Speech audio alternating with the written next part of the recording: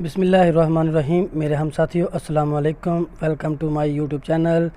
उम्मीद करता हूं कि आप सब लोग खैरियत से होंगे। आज की रेसिपी है कबाब मसाला हांडी, यानी जिसे आप बारबेक्यू हांडी भी कह सकते हैं, जो कि अल्हम्दुलिल्लाह खाने में भी बहुत लजीज़ बनती है। आप लोग ज़रूरी से ट्राई करें। मैं आप लोगों को इसकी रेसिपी नोट करवा देता हूँ।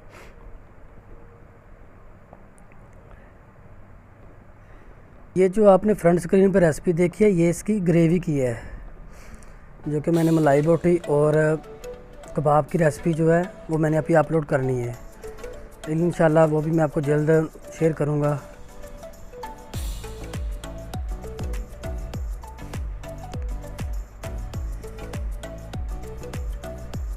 मैंने सीख कबाब भर ली और मलाई बोटी भर ली। मैं इसको अब कुकिंग करूँगा।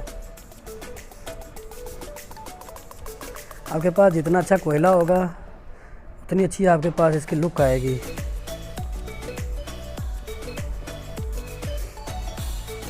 कोशिश करें ज़्यादा तेज़ फ्लेम पे भी ना रखें, नहीं तो ये जल जाएगा, अंदर से वेल डन नहीं होगा।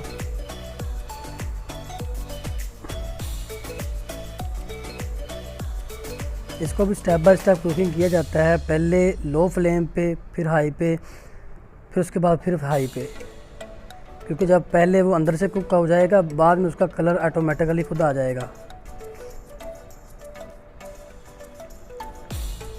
अगर इसमें 19-20 का कोई फ़र्क रह भी जाए तो वो आपके मसाले में, यानी कि उसकी ग्रेवी में कुक हो जाएगी।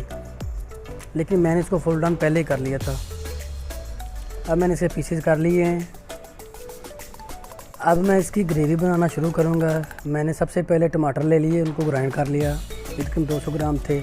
आज ये स्पाइसेस आप देख सकते हैं, नोट भी कर सकते हैं साथ साथ। ये ज़ीरा है, ये ज़ीरा और सूखा धनिया है, ये रेड चिली पाउडर है और क्रश्ड है। और साल्ट आप पे डिपेंड करता है कि आप कितना यूज़ करना चाहते हैं। अब मैंने सारे स्पाइसेस को ग्रैंड टमाटो में डाल दिया, जो कि मैंने चूल्हे पे ऑलरेडी चढ़ाया हुआ था।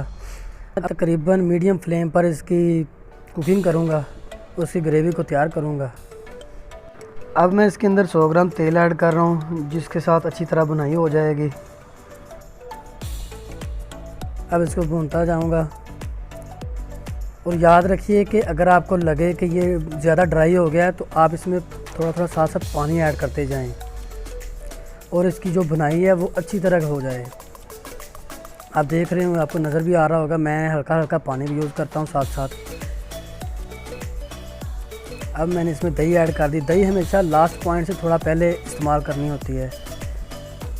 तो अब देखें, ग्रेवी ज़्यादा थिक नज़र आ रही है। अब मैं इसमें थोड़ा सा मज़ीद और पानी ऐड करूँगा। मैं इसको थोड़ा सा और पकाऊंगा। और ग्रेवी के पक जाने की निशानी ये होती है कि वो जब लो फ्लेम पे थोड़ा रखते हैं तो वो अपने ऊपर ऑयल छोड़ देती है, तो तब हमारी ग्रेवी फाइनल रेडी हो चुकी होती है। फिर आप उसको इस्तेमाल कर सकते हैं, चाय बना के अपने घर में स्टोर भी कर सकते हैं, रख सकते हैं। जब कभी भी हंडिया की ज़रूरत पड़ी, थोड़ी सी ग्रेवी निकाली और अपने फूड को उसके अंदर कुक कर लिया। ये ग्रेवी अल्हम्दुलिल्लाह रेडी हो गई है। अब मैंने इसमें देखें बारबेक्यू के जो पीसेस किए थे वो सारे ऐड कर दिए। अब मैं इसको थोड़ा सा और पकाऊंगा ताकि इसका जो टेस्ट है इनका मिक्स हो जाए। उसके बाद ये रेडी हो जाएंगे मेरे पास।